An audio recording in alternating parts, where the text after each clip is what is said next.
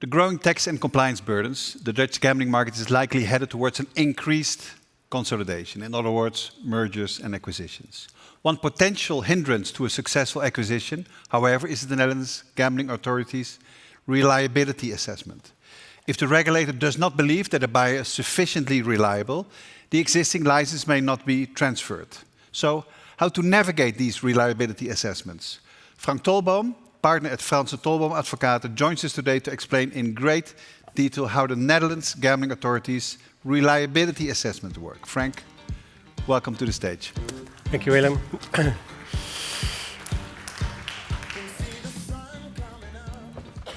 Thank you, Willem. It's a pleasure to be here. I'm going to discuss the lovely topic of reliability assessments today. It has certainly kept me off the street for the last couple of years.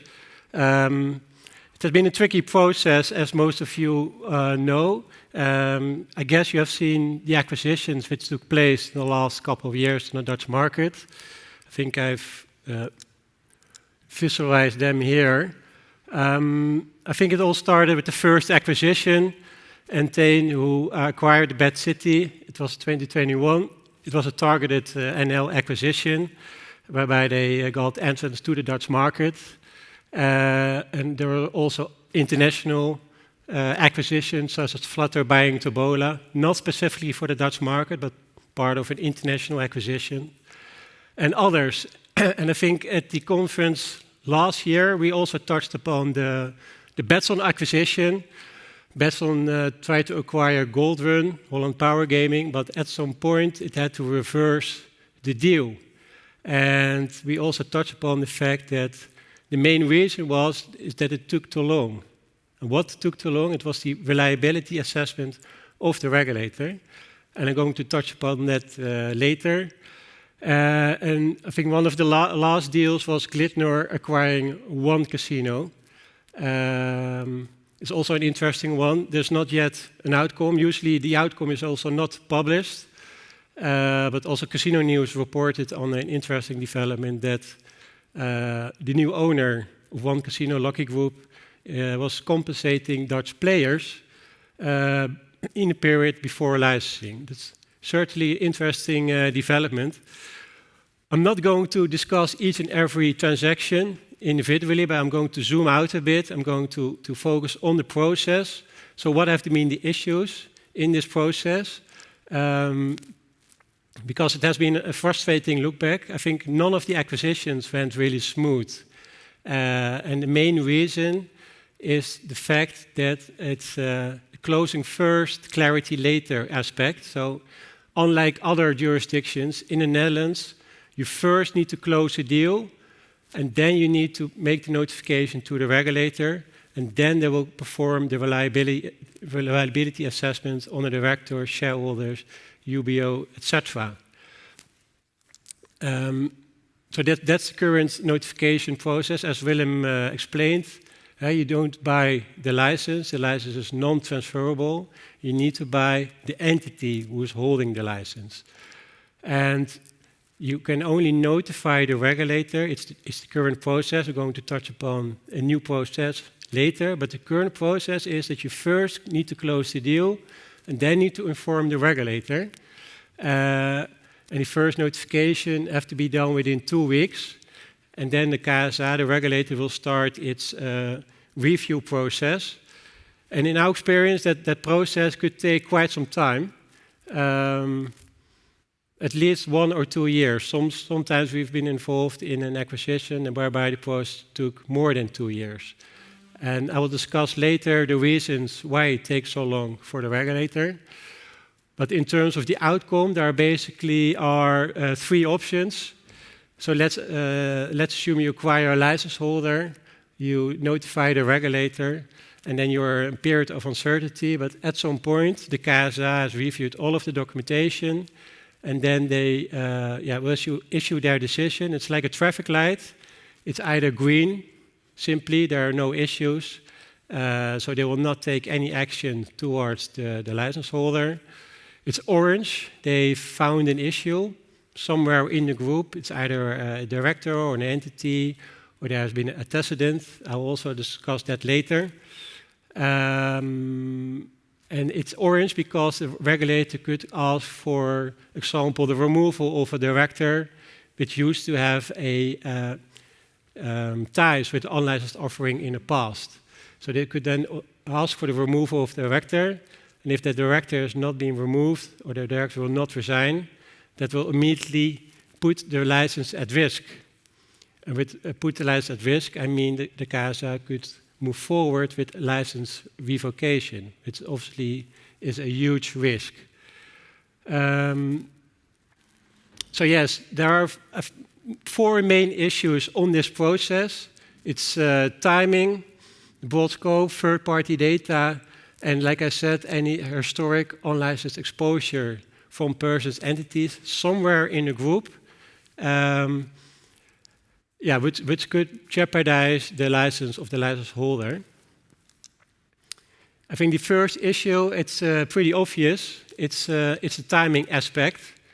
So if you close a deal, you buy a license holder, you need to close first, you get the clarity later. It's a huge issue. It has been a source of frustration for many stakeholders involved, because you already own the license, but you lack regulatory certainty. It could also affect the price, integration, business planning. Let's say after 1 or 2 years, the regulator comes back and say, well, we're not entirely happy with the transaction, or you need to get rid of this entity or this director. Obviously, this has a huge impact on the business.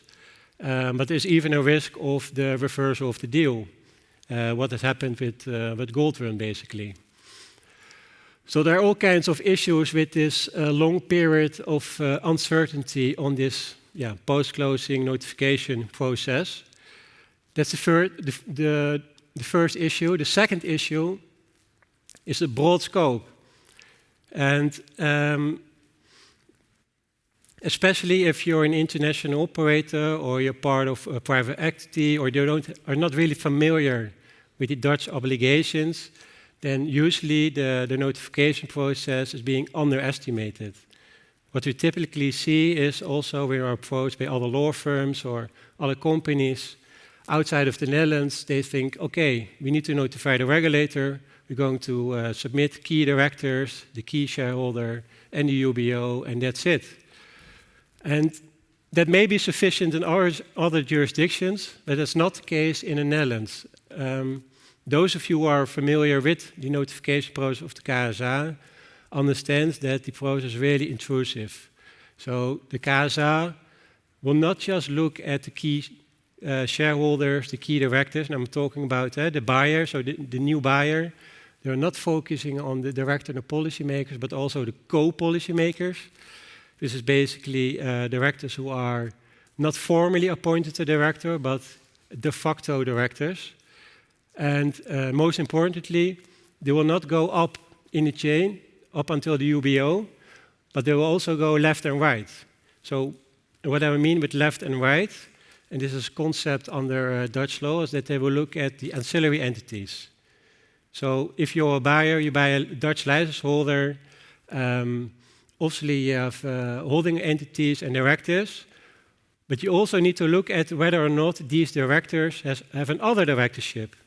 So let's say you are in a board of an international gambling operator, but you also have a directorship at, let's say, Coca-Cola, which, by the way, happened in the past, or you also have a directorship at McDonald's. Then you need to disclose all of the information on Coca-Cola and McDonald's as well to the regulator.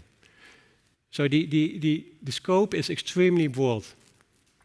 And then once you have disclosed all of the details and on the entities and persons involved, you also need to disclose so-called antecedents. It's basically any past wrongdoing. So if the directors or shareholders have ever received a fine in the past, then you need to submit information to the regulator. And finally, you also need to provide a so-called network drawings. Basically, you need to visualize all of the relationships of the buyer group.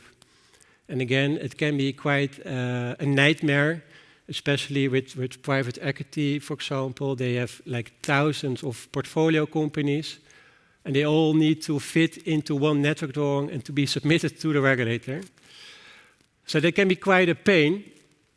And then another, it's more like a practical issue, it's third-party data. So if you make the notification to the regulator, and not just if you are being acquired, but if you're going to appoint, let's say, a new director, then you need to disclose information on that director, but also on his past relationships in the last 8 years. So let's say you become a director of a license holder, and you have been a director 5 years ago at another gambling operator, then you need to disclose information from that other gambling operator, which nowadays can be a competitor. And it's not always easy to collect information from other entities which have been terminated or whether you don't work anymore. It's very difficult to get that information. And lastly, and this is probably one of the most important risks, and that's also probably one of the main issues on the notification process and the reliability assessment. Also with the first application process, as most of you know, only 30% got their licenses approved. And the reason is that the KSA established that somewhere in the group there was a direct or indirect relationship with an unlicensed offering in the past. And that's a huge risk because it's basically a red line for the KSA by default. There are exceptions, but the KSA doesn't want any persons or entities within a license holder to have any links in the past. And if they establish a link between a person and entity with another entity, it can also be entities outside of the group, then they will move forward to action. And that action could be that they ask the license holder to either remove that director who have a link with an unlicensed offering in the past, or what we recently see is that they expand their reliability assessment because they use 2 different acts. It's the Remote Gambling Act or the Betting and Gambling Act and the BBOP Act. And the BBOP Act is also used in other sectors. And it's also, they can also establish a relationship under the BBOP Act, let's say, if it's not a director or a policymaker, but there's another link, there's another relationship, for example, with a supplier. And let's say a supplier has a link with an unlicensed offering, then the KSA could also take that into account. And again, what they could do is impose license conditions. So this could, for example, mean that if they establish that link, they will add a condition to the license, say, okay, you can have the license, but you need to this person X or Y need to resign, otherwise your license will be revoked. So again, it's a huge risk. So those are 4 risks and issues relating to the notification process. The most important thing that's a post-closing notification requirement. And luckily, our regulator, the KSA, has not been blind for this. And we have been pushing as well to, for a different route, because it's not really efficient to first close a deal and then get clarity later. Why don't we do it the other way around? First get the clarity and then close the deal. So recently, and it's been mentioned on the website, it's a bit hidden, so not everyone is aware, but the KSA is now providing an option to go for a pre-approval route. And what does this mean? It's a bit far-fetched, I have to say, but it has to do with how the regulations are currently defined. But what they are now looking at is that, let's say you would like to acquire a license holder, you can go for a pre-application route. You submit an application as another normal application. And all of the modules remain unchanged, with the exception of reliability. So you submit all of the reliability documentation in Module B. You also need to submit a so-called overnameverklaring. It's basically a consent from both target and buyer that the buyer basically can apply for the same license as the license holder, and then the regulator will assess that information. And why is it so difficult? Well, the KSA has explained that the main reason is the regulation, because the KSA could only conduct an assessment on a license holder or an applicant. So they cannot perform an assessment on a future buyer, or so you really need to be either a license holder or an applicant to get an assessment. So therefore, the KSA came up with this solution for buyers. Obviously, it's helpful. I think it's a huge step forward, because you can get clarity before you close the deal. And you will not get any surprises after closing the deal. It will also be much easier than to draft the SPA.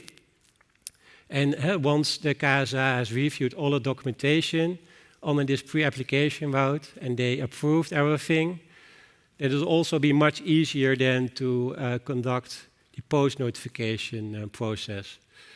There's only a few cons related to this. It's the application fee, which is 36 or 61K, because it's a standard application, so you have to pay this fee as well.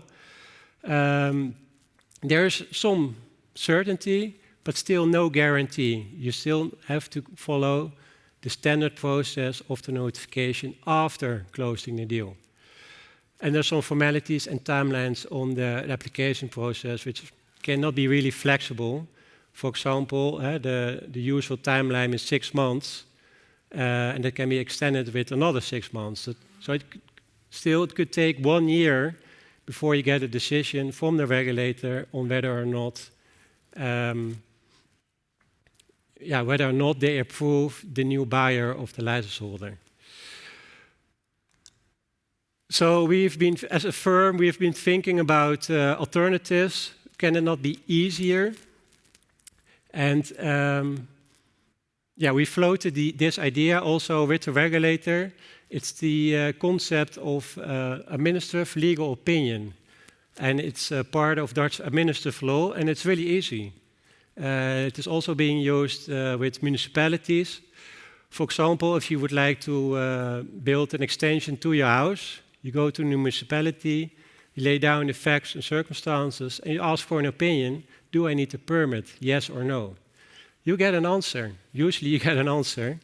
And we are thinking of to do the same with the KSA. And we already informed the KSA on this concept. They are taking this into the consideration because it has a number of advantages. One, lower cost. You don't have to pay the application fee. It's more flexible, so you're not stuck to these application formalities. And thirdly, and this is also important, so the solution which the KSA came up with, this pre-approval route, that only applies to share transfers, so to acquisitions. But with this instrument, this tool, you can also use it for directors. So let's say you are a license holder, you would like to appoint a director, and you're not overly certain whether or not the director would pass a reliability assessment. Instead of appointing the director and then go through the assessment, you can also proactively first ask for an opinion. So hopefully the KSA will take that into consideration. Like I said, we've also submitted this as a proposal to the regulator as part of the consultation on the reliability policy rules. The new policy rules, I think, will come out later this summer. So then we know more. I think time is already up, so I'm going to wrap up. Yeah, there are some remaining issues. These issues are always on the notification process. You always have to do the due diligence, basically, on the buyer. practical recommendations, key takeaways. So scope early. So if you're going to buy a license holder or you're going to appoint a director, please do the due diligence first and not the target, so not the license holder. You really need to perform the due diligence on the buyer, because that's where the risk could be, especially if there's any link or roles with previously unlicensed offerings. And like I said, seek certainty before closing or appointing a director. Use this new route from the KSA where possible, and also keep pushing for our legal opinion route, which we also presented to the KSA.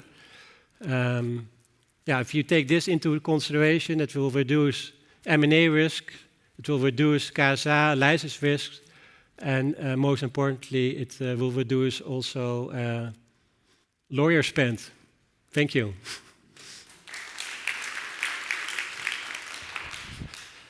Quite extensive, Frank. Thank you for sharing. I think we have one question from the audience we would like to show you here. Frank, when is an individual or executive or entity important enough to effectively block the acquisition of a license holder? And who qualifies as a policy or co-policy maker? So, I mean, you went a little bit into that in the description. Yes. Can you deep dive a little bit into that? Yeah, so ultimately the KSA will make the assessment whether or not a director is a policymaker or a co-policy maker, but it starts with the notification to the regulator. So first, as an operator, as a license holder, you need to make the assessment whether someone is a policymaker or a co-policy maker. Once you've done that assessment, you notify the regulator, and then the regulator will start with its assessment. And then, if the director in question, so the policymaker or the co-policy maker, has any link with any unlicensed offerings, that's a deal breaker. And then it's not relevant what kind of position this director has. Is it a CEO? It's not relevant. You're either a policymaker or not.